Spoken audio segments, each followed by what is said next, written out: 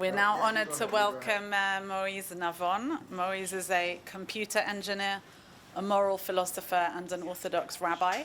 He holds a BSc in engineering from UCLA, an MA and PhD in Jewish philosophy from Bar Ilan, rabbinic ordination from Merkaz Harav, and a postdoc at the Jewish philosophy department in BIU, also with the מעיין Center.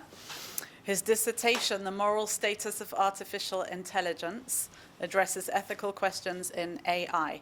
In this vein, he teaches a course on ethics in artificial intelligence at BGU. We allow such, and is national advisor to the Ministry of Innovation, Science and Technology on AI policy and regulation. Mואיז. We're okay. All right, first of all, thank you very much for joining me. Thank you to our leaders, Miriam and Chanoch, for inviting me into the postdoc fellowship of the Wייספלד family, as well as agreeing and appreciating what I'm about to present to you now, which is a talk about Lovebots. And for those of you who aren't familiar, Lovebots are basically robots that are being designed for love, or more frankly, sex. And the question is, AI is bringing forth all kinds of amazing technologies, some of them with great promise, some of them with great peril. And the question that I would like to address now is, where on this spectrum of promise and peril do Lovebots fall? Okay, so as I said, we're going to speak about Lovebots. And before we start talking about Lovebots, we need to understand that we are now going to be in violation of the Mishnah in Chagiga that says, Ein dorshin ba'arayot b'shlosha. You are not allowed to discuss matters of intimacy in public forums of more than 3 people. The Rambam here quotes the Gemara on this, which explains the reason for this is that if somebody has a question, so now the rabbi is going to talk to the one person who had the question, and the other 2 people are going to go off and discuss it, and people are going to come to wrong conclusions.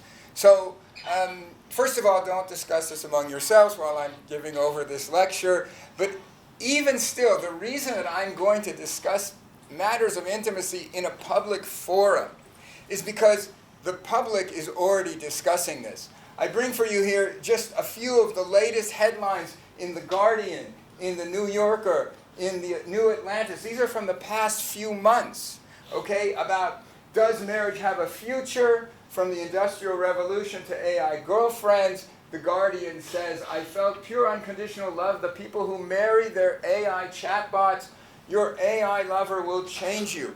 This is already in the public forum. It's being discussed and has been being discussed already for decades, actually. And so really the question is, why are people so driven by Lovebots, by having these machines built for intimate relations? And to answer that question, I'd like to play for you a small clip from Woody Allen's Play It Again, Sam. I hope that the sound here will work.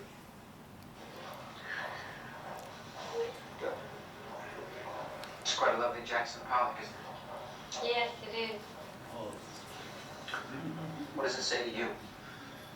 It restates the negativeness of the universe, the hideous, lonely emptiness of existence, nothingness, the predicament of man forced to live in a barren, godless eternity, like a tiny flame flickering in an immense void, with nothing but waste, horror, and degradation, forming a useless, bleak straitjacket in a black, absurd cosmos. What are you doing Saturday night? Committing suicide. What about Friday night? Okay, so I hope you understand what is being said here is the answer to the question I asked, why are we so driven to build Lovebots?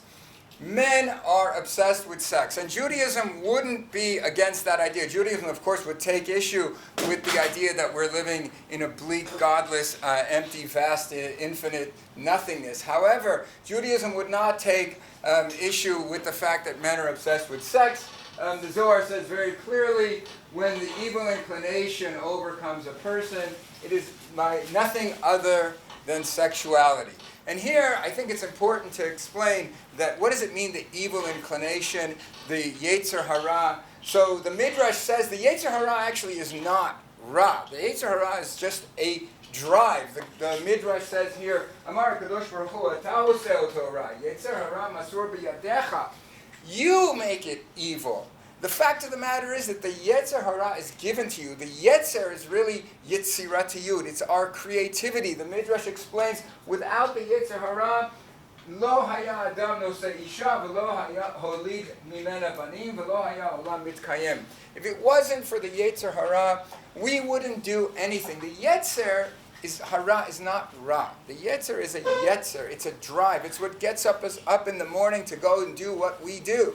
The problem is that we make it bad. We take this drive and do evil things with it, and that's why it's called the evil inclination. It's just an inclination. It's a drive to do things. So now the question again is, what are we doing with this drive? What are we doing with Lovebots? Is that a use or an abuse of our drive?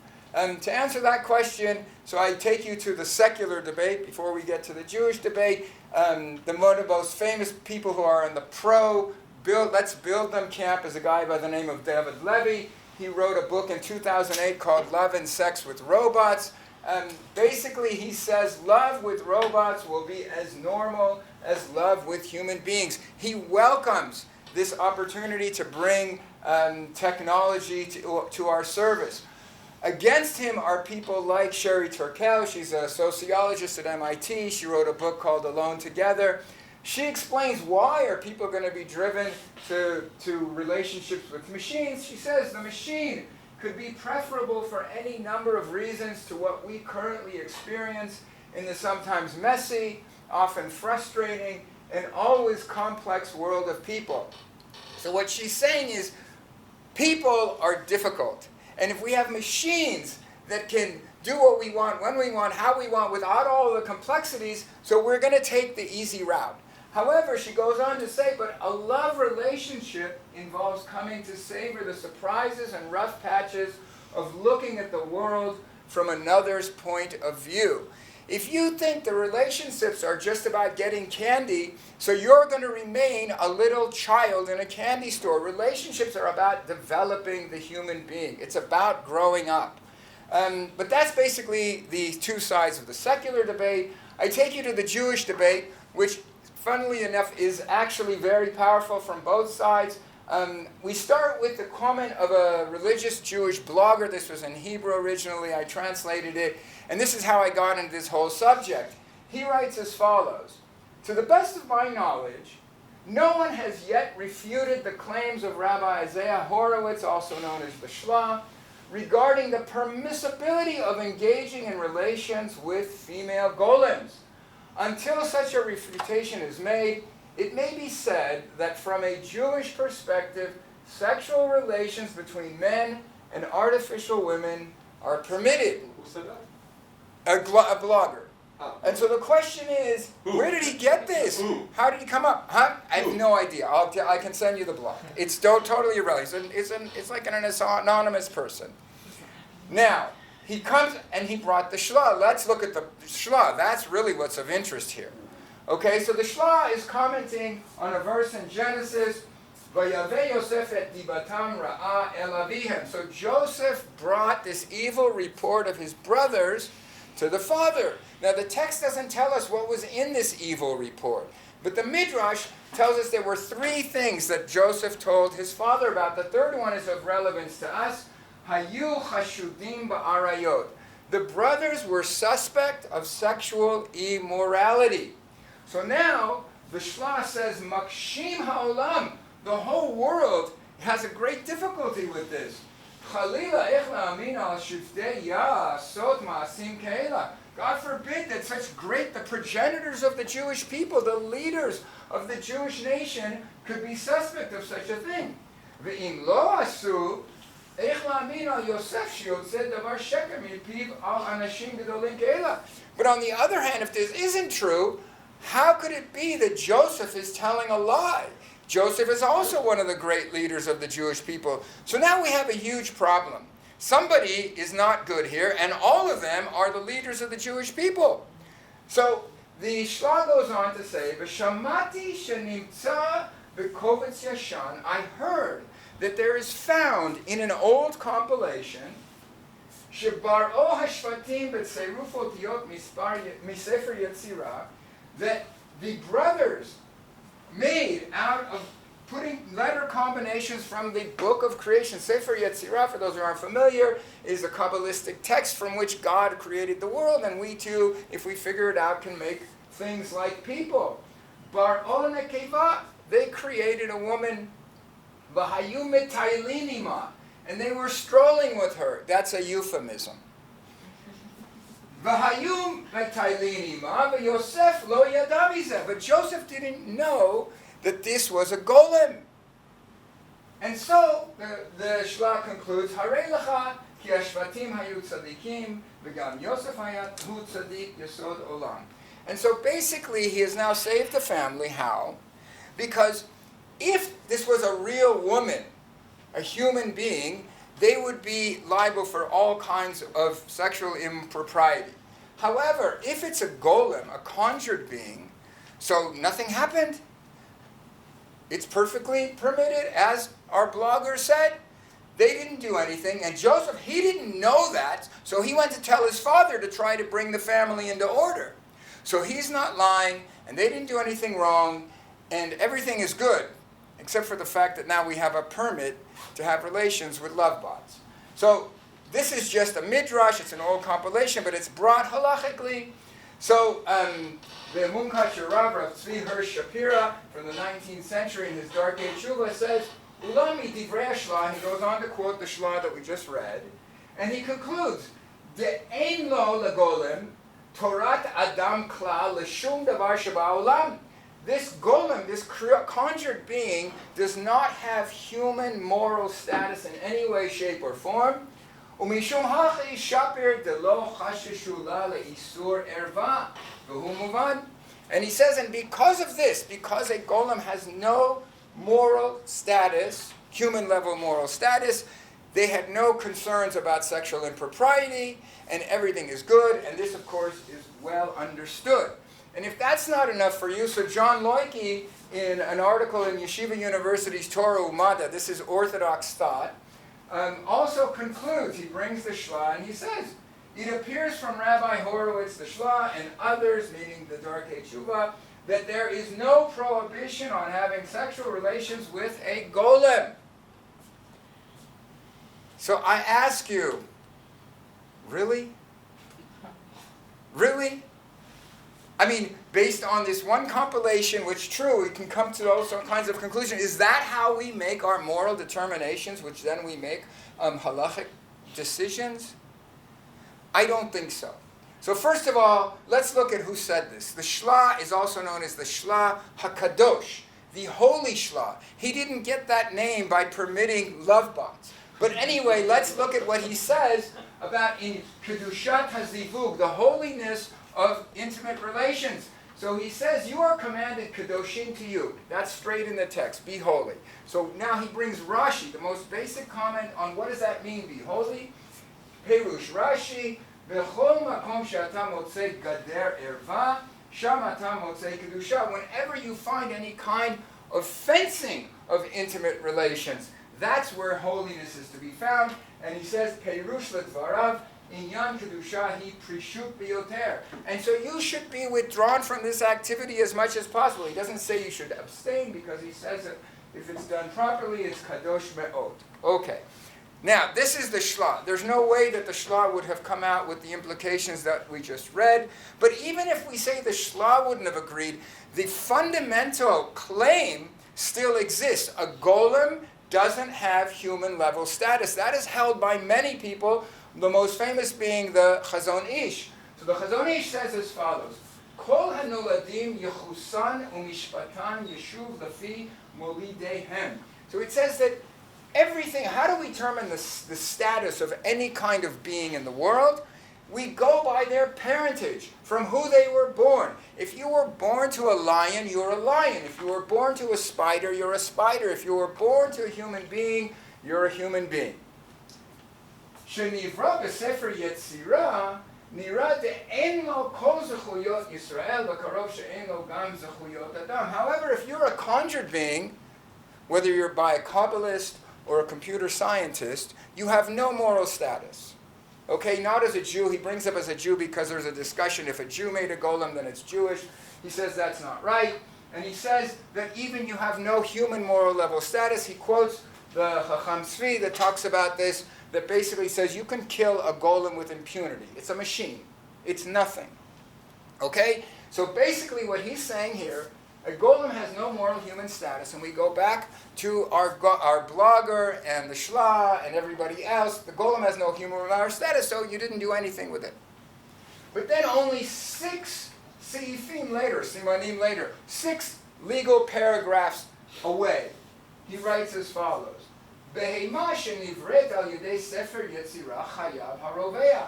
If an animal was created, conjured, with this book of the Sefer Yetzirah, and somebody commits bestiality with such a conjured animal, they are liable to capital punishment. They are killed. But how come? The din haTorah nimra lo rak al hamin ela al kol echad shenimtza b'zeh hadmut. So now wait a minute. When I read this, I said I don't understand anything. He said here that it goes by who you were born by. And if you were conjured, you have no moral status. And now here he said, if you were conjured, you still are liable for the acts that you did with it, because we don't go by the species, spider, lion, person. We go by how it looks. But wait a minute, if we go by how it looks, so then what happened here with the woman? She looks like a woman. Why is she not liable? So here he says, you go by appearances. So it took me a long time until I found somebody who reconciled these two. It's actually a rabbi physician from YU. He wrote a paper and he brings both of these chazon ish, and then he says as follows: Din erva shoneh, mipnei shebo haTorah asra et etzem hama'aseh. So what he says is, yeah, this is true that it has no moral status. But however, when you're talking about intimate relations, that goes by not the thing, but by the act itself. And so the act itself is forbidden. And so therefore, the Chazon Ish would say clearly that the sex bot thing doesn't work. The golem thing doesn't work because we're talking about the act is forbidden. Okay? So now, even if we let's just put aside this whole halachic discussion, because it's not only by a midrash that we determine our values, and it's not by a psak halacha that we determine our values. There's many things that go into establishing Jewish values. I think the most fundamental thing that we're talking about, the heart of this whole discussion, is relationships. And we learn that in the very beginning of the Torah. It says, and the Lord God said, it is not good that man should be alone. I will make for him a helpmeet, an ezer kenegdo. And who is this ezer kenegdo? What is this ezer kenegdo? So the very next verse says, and out of the ground the Lord God formed every beast of the field and every fowl of the air and brought them to man. But for Adam there was not found an ezer kenegdo. So now, why would you do that? God obviously knows that animals are not fit to be an ezer kenegdo. So the Rav Shimshon Raphael Hirsch explains why would he go through this ruse, so that man could recognize that among all these living creatures there was not one that was suitable to step to his side as the missing helpmeet, someone who would be parallel to himself, who could share his obligations with him. God did this so that human beings would understand an ezer kenegdo is not an animal. An ezer kenegdo is not a robot. An ezer kenegdo is a human being that it's messy and complicated to have a relationship with them. And then he goes on to say, therefore shall man leave his father and his mother, and shall cleave unto his wife, and they shall be of one flesh. So Rav Hirsch says, what does it mean to be of one flesh? Does that mean that we're just here to get together to procreate? So he says no. Man and women became one single body, but that can only take place if at the same time they become one mind, one heart, and one soul. He says animals get together to procreate. Human beings do that as well, but it's far more than that. When the animals finish procreating, they're on their way. But human beings stay together to develop as individuals. It's not about procreation alone. It's about developing a relation. But woman is part of man, and man is needy without woman. Only the two together are called a human being, Adam. That's what it's about. Having an Ezer Kenegdo, having a relationship, is not just about procreation. It's not just about animal instincts. It's not, as Gila said, it's not just about biological impulses. It's far more than that. And so, in conclusion, I want to say that how do we determine our values? So we have in Judaism what's known as a thick moral framework. It's based on narratives, biblical or midrashic.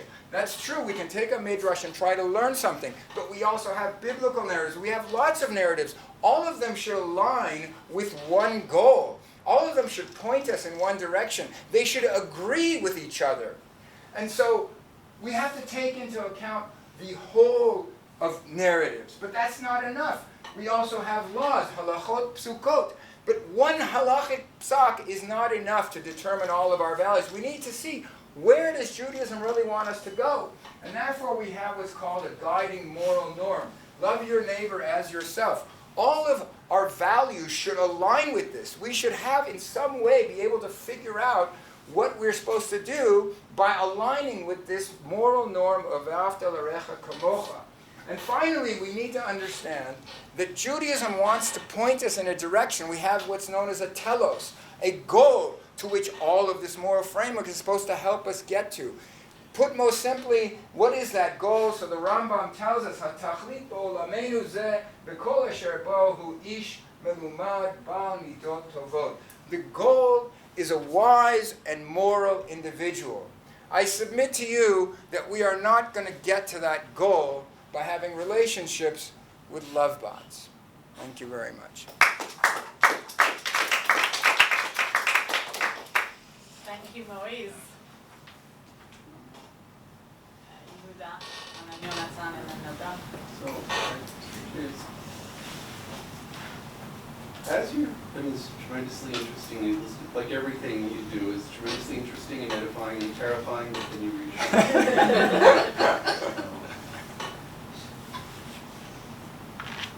There's another halakha that I'm thinking about as you're talking, and that's Kedusha Kesef. Of Kedusha Kesef. Yeah. If I wanted to make an argument for Lovebots, maybe I don't need to go to the Shlo. Maybe I start with the first mission on the Sefer Kedusha. Va'isha miknei. Va'isha miknei, the way a slave. It's Alexa. It's a what? Alexa. Yeah. Right, so like, does the very structure of Kiddushin seem to militate towards this kind of sense that marriage is many things, but there is the object-like acquisition of the woman's sexuality baked into the halakha. So then I might want to say, why not extend it to a sex part? I would say that it's a misinterpretation of kinyan. How so? Because, you know, that where do we get this kain was kaniti ish. She didn't koneh him. She didn't own him. It's a relationship. It's a bond. I do not believe that it's koneh like a snake. No, but that's not. But they're like they're not. But Chazal, they don't call kiniti ish Hashem. They call it kikach ishisha, right? No, I disagree. I don't think that the halacha had in mind owning a woman like a slave. I don't think so. If you look at the Sikha Shani Omer, if you look at the Rabbanut today. Yeah. Oh, okay. So the Rabbanut. But in a different question, in terms of the statement of the social problem, because that scene from Woody Allen. Yeah. I could talk about it for very long. But the problem, yes, it's sort of like that his fixation on sex is, but there's also what she says, and like part of the beauty of that scene is that it also speaks to our cultural moment, the existential desperation, right? Who turns to something like this, right? What does it mean? I mean, in terms of like the place for religious language in healing, the discourse here, and Another movie that I'm thinking about is, I think, the movie with Joaquin Phoenix, Her. Yeah, her. Yeah. Her. And also, Yeah. what makes that a beautiful movie at the end is that there's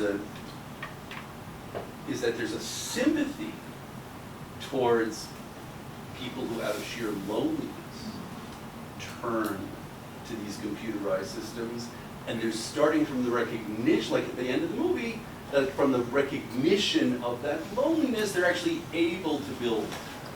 Right. So A okay. So relationship. So I think that's okay. another So the idea, dimension first of all, her deep in yeah, the her very conversation. much brings to forth the whole idea of what's going on today with It's Lovebots very- and love existentially chatbots. very touching. Right. I mean, there was a woman named Karen. She uploaded 2,000 hours of her speech and text and conversations, and now you can go to this website called Karen.ai, or at least you could have before she pulled it down. And for $1 a minute, you could be her friend. In the first 2 weeks, she made $70,000.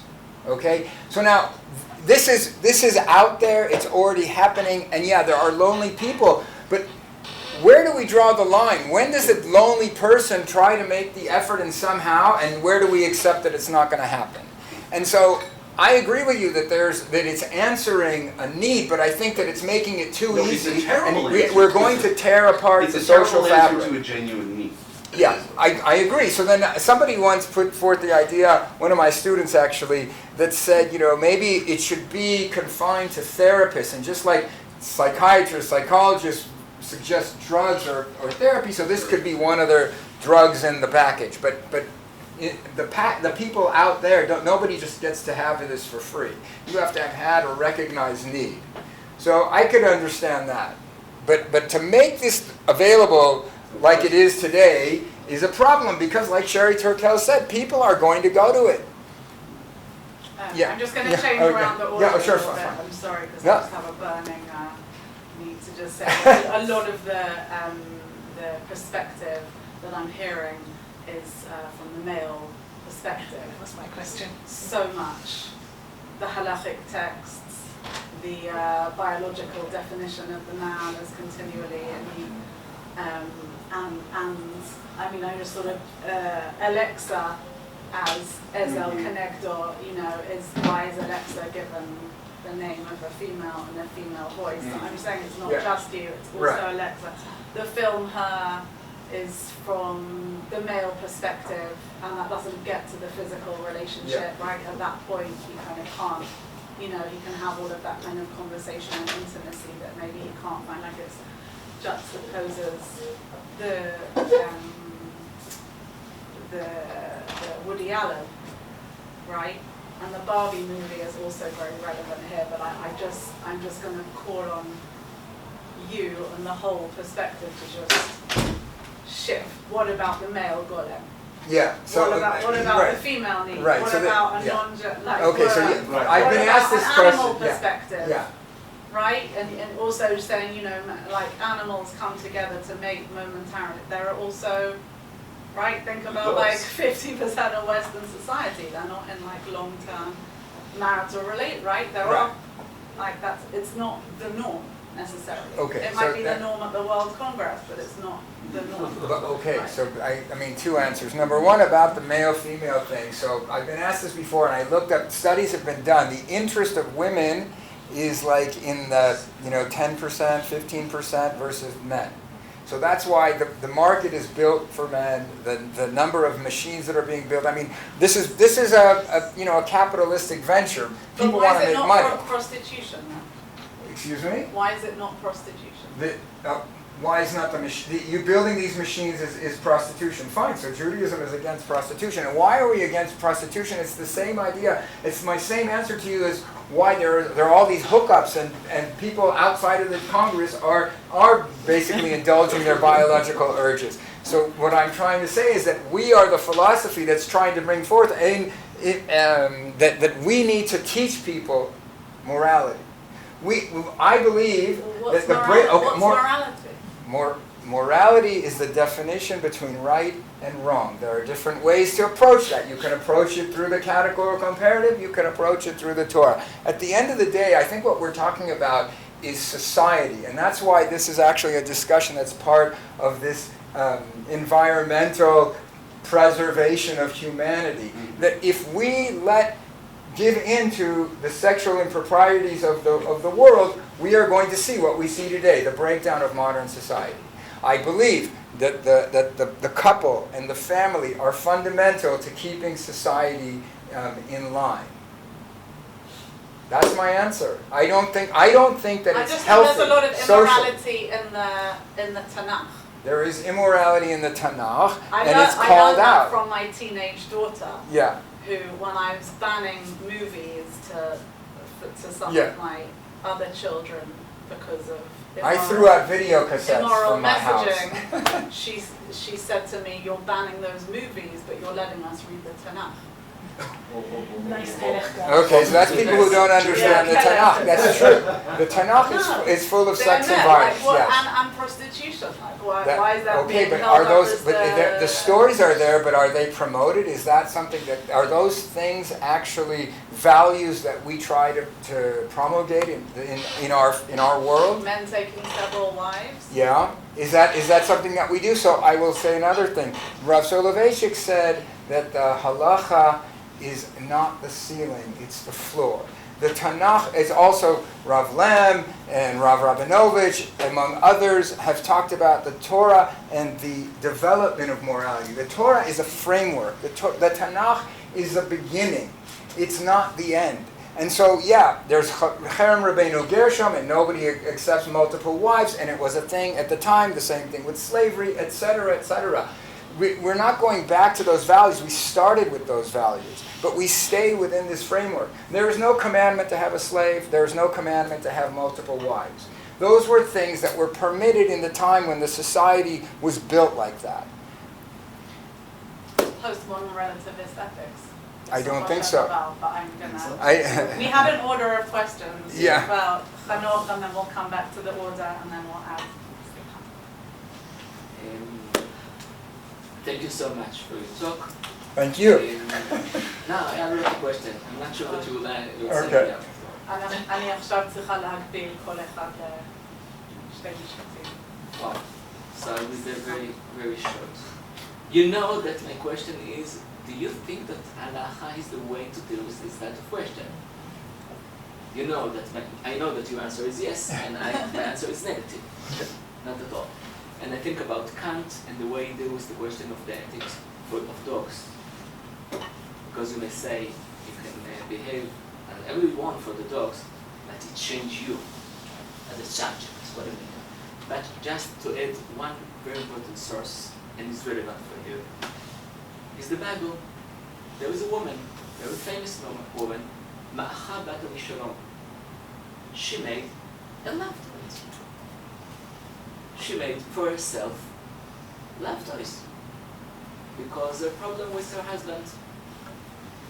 And Asa, her son, destroyed it. Not because it's not ethics, not because it's smart, because for him it was a result.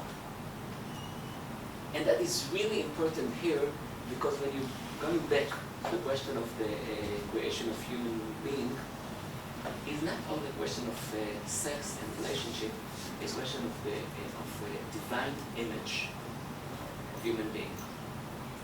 And for me, in this kind of question, it's more serious than the Shlam. It's more serious than the Goy. I'm really sorry. Yeah, no problem. We have to finish. Yeah. So you want to just... No, it's good. He said way too many things. The only thing is, of course, that I believe that halacha is the embodiment of moral values. Anyway, that's everything else I agree and we'll have to expand. Yeah.